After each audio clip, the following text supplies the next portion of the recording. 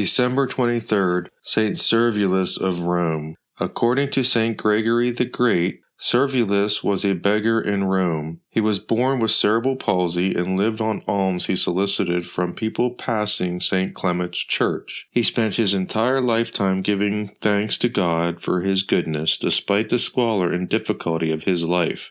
It is Saint Gregory the Great who narrates this story.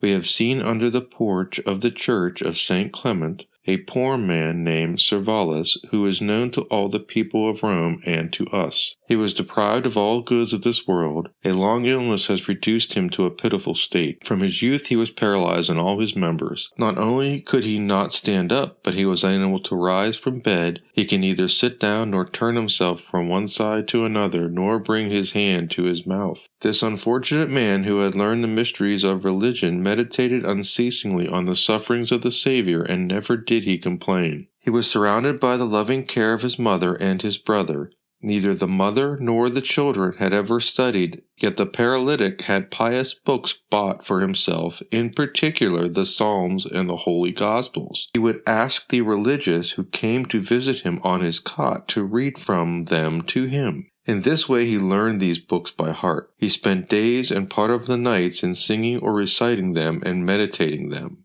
When the time came, which was decreed by God to reward his patience and put an end to his painful life, Servulus felt the paralysis spreading to the vital parts of his body, and he prepared for death. At the final moment, he asked those in attendance to recite the Psalms with him. Suddenly he cried out, "Stop! Don't you hear that melody resounding in heaven?" At that moment his soul escaped from his body, which until his burial gave forth a marvelous fragrance. His soul was carried by the angels into everlasting bliss about the year 590. A devout beggar of St. Clement was buried in the very church where he had begged. An altar in the back of the church still contains the 6th century relics of St. Servulus. St. Servulus is the patron of people with disabilities, especially cerebral palsy.